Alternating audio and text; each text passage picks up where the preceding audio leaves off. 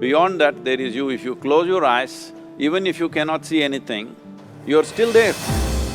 It is through the window of your eyes that you're looking out, but if you close your eyes, it doesn't mean that you don't exist, you still exist.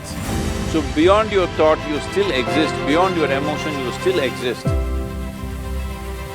So that you, the life that you are, this has to come into your experience. See, the way the question is asked and also the way normally it's addressed is, people think there is something called as negative thought and positive thought.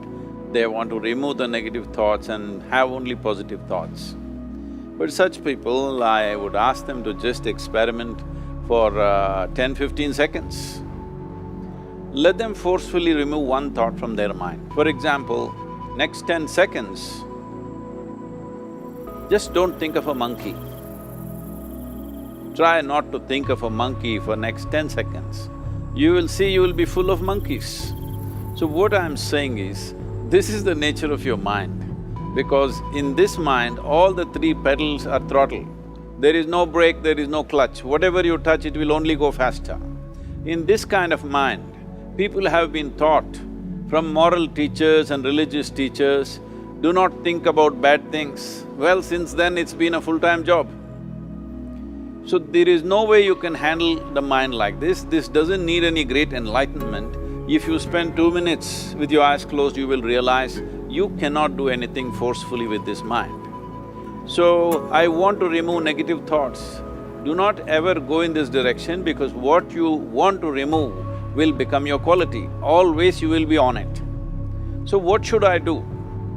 The thing is this, without understanding the fundamental mechanism of this mind, because our mind, human mind, is the most sophisticated computer on the planet.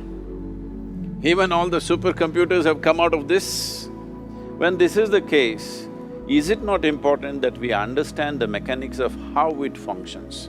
One simplistic aspect of how it functions is, there are no subtractions and divisions in our mind.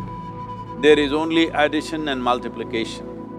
If you try to do something with it, it will say one more.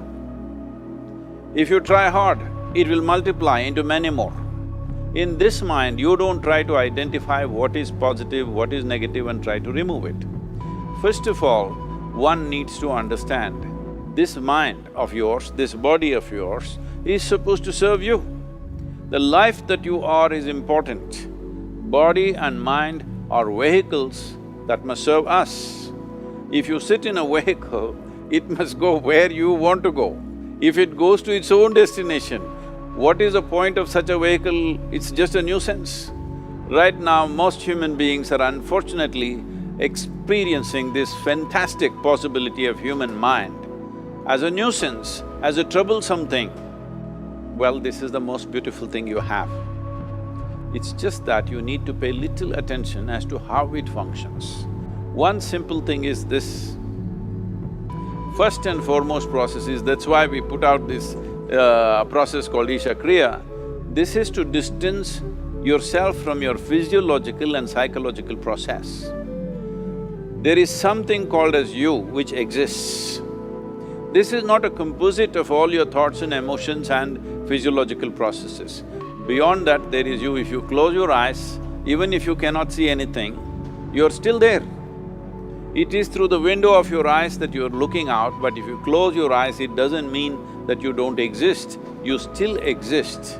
So beyond your thought, you still exist, beyond your emotion, you still exist. So that you, the life that you are, this has to come into your experience. Why is it that you're not allowing that to come into your experience, which is the most significant aspect of who you are? Who you are right now, the most significant aspect is, you and me are alive right now, this is it. What I'm thinking, what you're thinking is not the important thing. We are alive right now, that is the important thing. So, it is important that you focus on this fundamental sense of aliveness within you, and then you will see there is a natural distance between you and your thought process. Once there is a distance between your psychological process and your physiological process, this is the end of suffering. Because there are only two kinds of suffering that human beings go through, physical suffering and mental suffering. Once you create a little space between you and your mind, between you and your body, this is the end of suffering. This is something every human being has to experience and know, otherwise thinking I will just remove negative thoughts and I will have positive thoughts, all the best, it's not going to work 100%, it's not going to work because nobody can remove it, they can avoid it for some time. So when negative thoughts come, you say Ram Ram, Shiva Shiva, whatever you want, but this is just avoiding, it's not gone. The moment you stop that, it will pop back with great force, otherwise it'll come back in your dreams. So it's very important, first of all you need to understand your anger, your resentment, your fear, your anxieties, the negativity that you generate. Generally resentment, anger, it is always directed towards somebody. But we need to understand this is poisons that we are drinking and expecting somebody else to die.